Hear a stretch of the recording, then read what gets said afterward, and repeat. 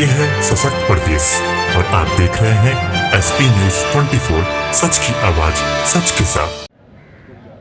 अब्दुल भाई हमारे क्रांतिकारी आए, आज 87 दिन हो गए आपको धरना देते हुए, उस पर क्या कहना चाहेंगे? 87 दिनों का हमारा धरना प्रदर्शन हो गया है, लेकिन अभी तक हम लोगों को कुछ भी मिला नहीं है, क्योंकि हम लोग जाड़े से शुरू किए थे। गर्मी भी आ गई है, लगभग चरम पे पहुंचने वाली है। अभी 4-6-10 दिन का और मामला रह गया है, चरम पे आ जाएगी, लेकिन हम लोगों का अभी कुछ भी निस्तारण नहीं हुआ है। शासन सत्ता हलचल में है, संभवतः बहुत जल्दी ही निराकरण होगा। और हमारी जो मांगे हैं इतनी विकराल नहीं थी, क्योंकि जो हम लोगों को नहीं मिल रहा है राज्य कर्मचारी पा रहे हैं, केवल हम लोग उसी के लिए प्रयासरत हैं कि वो हमको भी मिल जाए तो हमारा भी जीवन खुशहाल हो जाए। लेकिन शासन सत्ता के कानों में संभवतः जूं नहीं रेंग रही है, जबकि हमारा मामला विधान भवन में भी उठाया जा चुका है, लेकिन उसके बावजूद भी अभी किसी भी चीज़ का निस्तारण हम लोगों का नहीं हुआ है, जिस कारण हम लोग यहाँ धरने पे बैठे हुए हैं। क्योंकि हम लोगों की जो बहुत विकराल समस्याएं हैं, उसमें एक तो पुनरीक्षित वेतनमान, जो कि 2011 से ही हम लोगों को मिल जाना चाहिए था। आदेश भी आए थे, लेकिन हमारे अधिकारियों द्वारा वो लगाया नहीं गया। बराबर हम लोग शोषण का शिकार हैं, अधिकारी हम लोगों के बराबर शोषण कर रहे हैं। और उसी कड़ी में जब हम लोग अगले चीज़ों की मांग करते थे या पुनरीक्षित वेतन वगैरह लगाने की डिमांड करते थे, तो अभी तक शासन पे टरका देते थे। लेकिन शासन में भी वो सीएम साहब को नहीं करना है, क्योंकि वो हमारे अधिकारियों द्वारा ही पुनरीक्षित वेतनमान रोका गया है। और यहाँ पे तरह तरह की विडंबना आती थी। अधिकारी कहते थे कि शासन देना नहीं चाहता है, लेकिन हम उनसे ये भी जानना चाहे कि जब बजट हमारे सीएम साहब दे रहे हैं तो आखिर आप लगा क्यों नहीं रहे हैं? तो वो कहते थे कि जो है अभी शासनादेश नहीं हुआ आप लोगों का।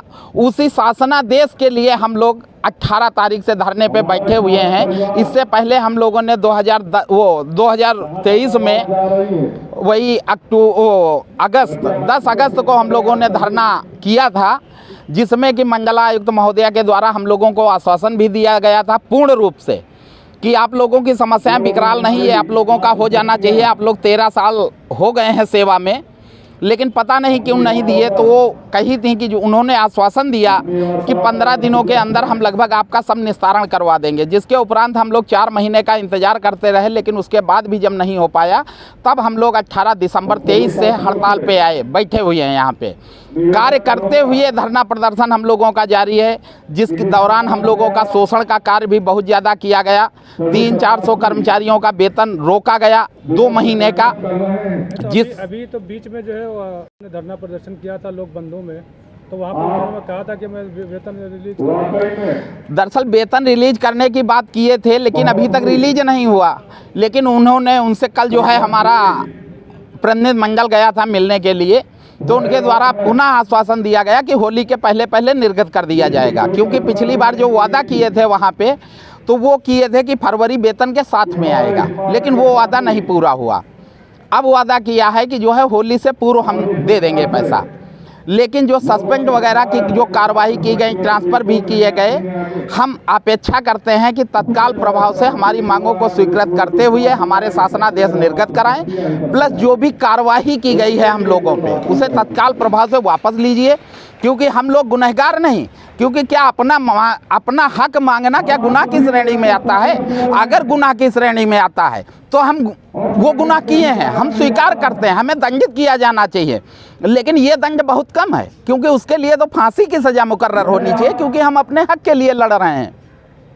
लिहाजा अगर आप वो नहीं समझते हैं कि हम अपने हक मांगना सबका अधिकार है, तो आपसे विनम्र निवेदन है कि तत्काल हमारी मांगों को संज्ञान में लेते हुए हमारी जो भी मांगे हैं इनके शासनादेश निर्गत करें, और जो भी कार्रवाइयाँ की गई वो तत्काल में वापस लें। और जो 800 करोड़ का हमारा CPF का घोटाला है, इसकी जांच कराएं और पैसा हम लोगों के खातों में खुलवा के खाते उनमें भेजने का कष्ट करें, तो महान कृपा होगी। क्योंकि हमको आशंका है कि ये पैसा पूरा लूटा जा चुका है। अगर अधिकारी इसमें दोषी सिद्ध होते हैं तो उनके खिलाफ तत्काल में कार्रवाई कीजिए, और जो भी घर द्वार जो भी बनाया है, अगर कोई जो भ्रष्टाचार में शामिल है, वो सारा बिकवा के हम लोगों का जो है खाते में पैसा जमा किया जाए, यही हमारी अपेक्षा है। मुख्यमंत्री जी से हमारा विनम्र निवेदन है कि हम लोग बैठे बैठे बिल्ला गए हैं। 87 दिनों का हमारा धरना आज पूर्ण हो चुका है। अतः आपसे विनम्र निवेदन है कि हमारी मांगों को तत्काल में सुने और जो आपने बजट दिया है उस बजट को तत्काल में खर्च करने के लिए निर्देशित करें, जिसके लिए हमें शासनादेश की आवश्यकता है। पिछले वर्ष का जो हमारा बजट था वो अभी वापस नहीं गया है, उसको उसी विक्रम में हमारी मांगे पूरी करते हुए हमारा जो है शासनादेश निर्गत कर हमारा जो एरियर वगैरह जो भी कुछ बनता है वो सारा का सारा हमारे खातों में भेजने का कष्ट करें, महान कृपा होगी। धन्यवाद। हमारी देखिए रणनीति के बारे में हम बाद में चर्चा करेंगे। सबसे पहले तो हम बता दें कि हम लोग यहाँ पे जो है 87 दिनों से निरंतर अपनी मांगों को लेकर संघर्ष कर रहे हैं।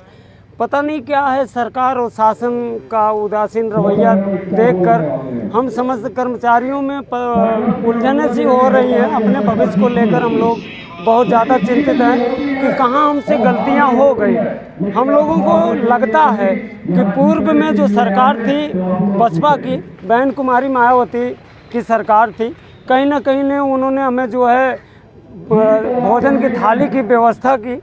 तो मैं ये कहूँगा, मैं तो उनका आभार तहे दिल से प्रकट करूँगा कि उन्होंने हमें जो है सेवा में लाया।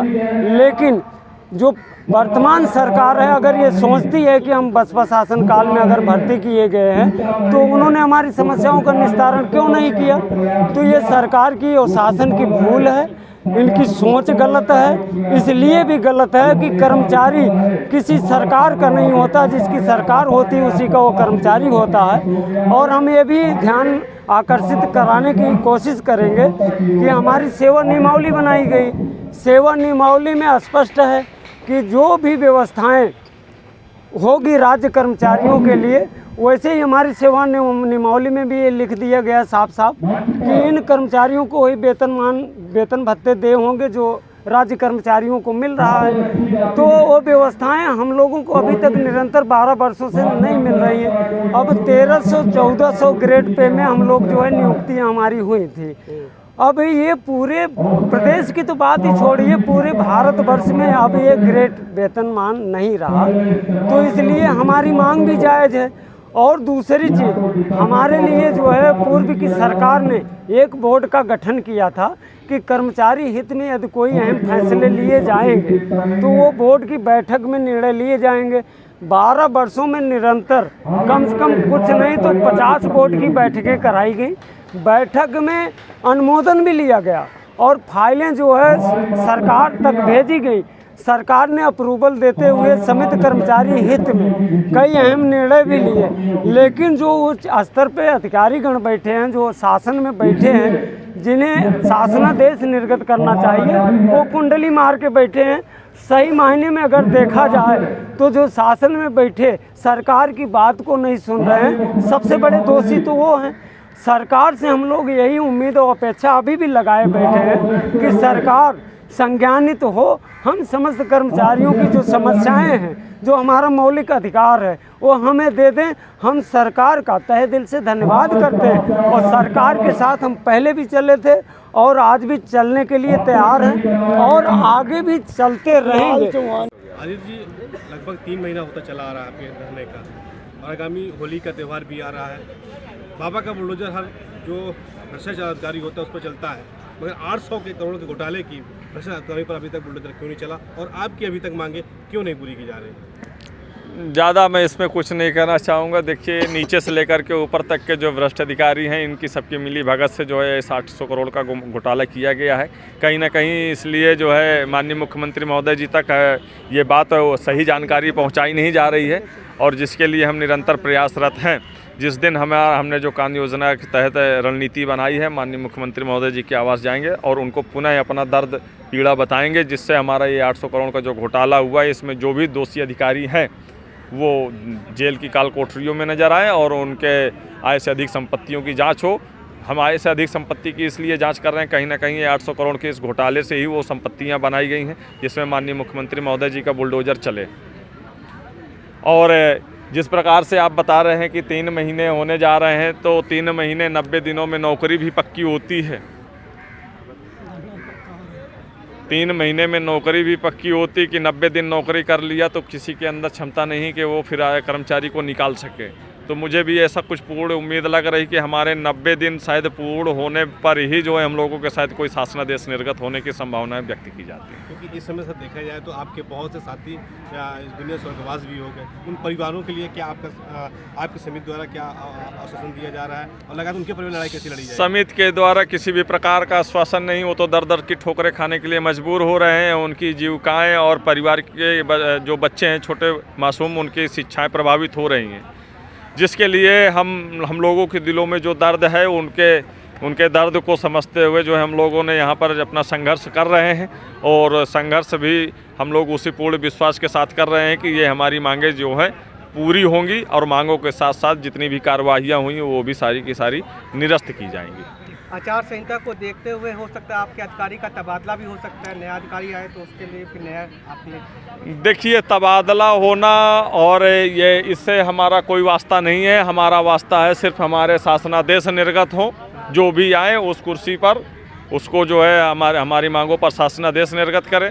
तबादला होना हमारा मकसद नहीं है कि तबादला हो जाए। अधिकारी आएगा तो समझने की कोशिश करेगा ना, समय मांगेगा आपसे। देखिए, जो अधिकारी आते हैं वो आईएएस रैंक के होते हैं, उनको ज़्यादा समय नहीं लगता है। जो भी उनकी सीट का कार्यभार ग्रहण करते हैं वो पूर्व के जो होते हैं उनको पूरी सूचित करते हुए वो जो है अपना कार्यभार ग्रहण कराते हैं और उसके बाद चले जाते हैं। उनको ज़्यादा समय नहीं लगता समझने में।